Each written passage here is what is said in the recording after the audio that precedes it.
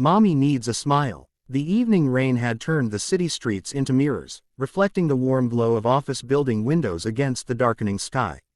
Steam rose gently from the wet pavement, carrying with it the scent of autumn and the promise of winter's approach.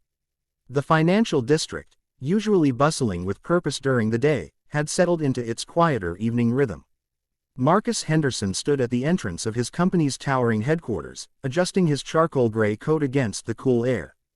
At 35, he had built Henderson Industries into one of the city's most successful firms, but success, he had learned, was a demanding companion. It filled his days with meetings and decisions, but left his evenings strangely empty. He had stayed late again, losing track of time as he reviewed quarterly reports in his corner office. Now, as he prepared to hail a taxi home to his silent penthouse apartment, Marcus felt the familiar weight of loneliness settling over him like the evening mist. The sidewalk stretched before him, slick and gleaming under the streetlights. A few people hurried past, heads down against the drizzle, each lost in their own world. Marcus pulled out his phone to call for a ride when a small movement caught his eye. There, just a few steps away, stood a little girl in a pink dress. She couldn't have been more than 5 years old, with golden curls that caught the light from the building behind her. What struck Marcus most, however, was her stillness. While everyone else rushed past, she stood perfectly calm, her small hands clasped in front of her, watching the people go by. Marcus glanced around, looking for her parents. The sidewalk was busy enough, but no one seemed to be paying attention to the child. A knot of concern began to form in his stomach. "Excuse me," he said gently, crouching down to her level. "Are you lost? Where's your mommy?" The little girl turned to face him, and Marcus was struck by her eyes, bright blue and remarkably serious for someone so young. She didn't seem frightened or upset. Instead, she looked at him with the kind of direct honesty that only children possess. "Mommy's upstairs," she said, pointing to the office building behind them. "She's working late again." Marcus followed her gaze up to the illuminated windows. "Which floor?" "The one with the big numbers on the door," the girl said matter-of-factly. "Mommy cleans the offices when everyone goes home." Understanding dawned on Marcus. The cleaning crews always arrived after business hours, working quietly while the building emptied of its daytime occupants. He had seen them occasionally, but had never really thought about their lives, their families, the children who might be waiting for them. "What's your name?" he asked. "Lily," she said. "What's yours?" "Marcus." "It's nice to meet you, Lily." He looked around again, uncertain. "Are you supposed to be out here by yourself?" Lily shook her head. "I was waiting in Mommy's car, but she forgot to crack the window and I got too hot. I came to find her, but the man at the desk said I can't go upstairs without Mommy." Marcus could picture the scene. The security guard following protocol, the little girl too young to explain properly where her mother was working. "How long have you been waiting out here?"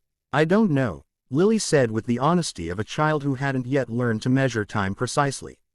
"But I'm not scared. Mommy taught me to be brave." Something in the way she said it made Marcus's chest tighten. He thought of his own childhood, of nannies and boarding schools, of learning independence through isolation rather than love. This little girl's bravery was different. It came from trust, from knowing she was cherished. "Lily," Marcus said carefully, "would you like me to help you find your mommy?" The little girl studied his face with the careful consideration children use when deciding whether an adult can be trusted. Whatever she saw there must have satisfied her, because she nodded and, without hesitation, slipped her small hand into his. The touch was electric, not in any dramatic way, but in the quiet way that meaningful moments often are. Her tiny fingers, warm despite the cool evening air, curled trustingly around his larger hand. In that simple gesture, Marcus felt something shift inside him, a wall he hadn't even realized he'd built beginning to crack. "You have sad eyes," Lily said as they walked toward the building entrance. "Like Mommy does sometimes." Marcus glanced down at her, surprised. "Your mommy has sad eyes." Lily nodded seriously. "When she thinks I'm not looking. She works really hard, and sometimes she forgets to smile." She looked up at him with sudden determination. "Mommy needs a smile. Maybe you do too." They reached the security desk, where the guard, a kind-faced man named Frank whom Marcus had greeted countless times, looked up in surprise.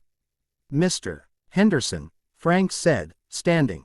Working late again. Actually, Marcus said, I'm helping Lily here find her mother. She's with the cleaning crew. Frank's expression softened as he looked down at the little girl. Ah, you must be Sarah's daughter. She was asking about you earlier, worried sick. He picked up his radio. Sarah, this is Frank at the front desk. I've got someone here who's looking for you. The response came immediately, filled with relief and concern. Oh, thank goodness. I'll be right down. While they waited, Lily swung Marcus's hand gently, chattering about her day at the babysitter's house, about the picture she had drawn of a rainbow, about her cat named Whiskers who liked to sleep in sunny spots. Marcus found himself genuinely listening, not just waiting for his turn to speak, something that hadn't happened in a business conversation in months. When the elevator doors opened, a young woman in a cleaning uniform rushed out. Her blonde hair was pulled back in a ponytail, and her face showed the kind of exhaustion that comes from working multiple jobs to make ends meet. But when she saw Lily, her whole face transformed with relief and love. Lily rose, she said, kneeling down to embrace her daughter. You scared me to death. I thought you were safe in the car. I'm sorry, Mommy, Lily said, hugging her tight. But look, I made a friend. This is Marcus. He helped me find you, and he has sad eyes just like you sometimes do. Sarah looked up at Marcus with embarrassment and gratitude. Mr. Henderson, I'm so sorry. She shouldn't have bothered you. I'm Sarah Chen, I clean on the 15th floor. She wasn't any bother, Marcus said, and realized he meant it completely. She's remarkable. Lily tugged on her mother's uniform. Mommy, Marcus needs a smile too. Can we share ours? Sarah's cheeks reddened, but she smiled, really smiled, for the first time since Marcus had seen her. It transformed her tired face, revealing the beauty that exhaustion and worry had been hiding. And despite himself, Marcus smiled back. Not the practiced smile he used in board meetings, but something genuine and unguarded. There, Lily said with satisfaction, looking between them. Now nobody has sad eyes. As mother and daughter walked away, Lily's small hand waving goodbye, Marcus stood in the lobby feeling fundamentally changed. The little girl was right. Sometimes what we need most is simply someone to notice, someone to care enough to offer what they have. For the first time in months, Marcus decided to walk home instead of taking a taxi. The rain had stopped, the air was crisp, and somehow, the city didn't feel quite so lonely anymore. Sometimes, he thought, the most profound changes begin with the smallest gestures. And sometimes, a child's simple wisdom can illuminate truths that all our adult complexity has obscured. The evening lights reflected off the wet streets, but now they looked less like barriers and more like bridges, connecting one heart to another across the beautiful, complicated distance of human experience.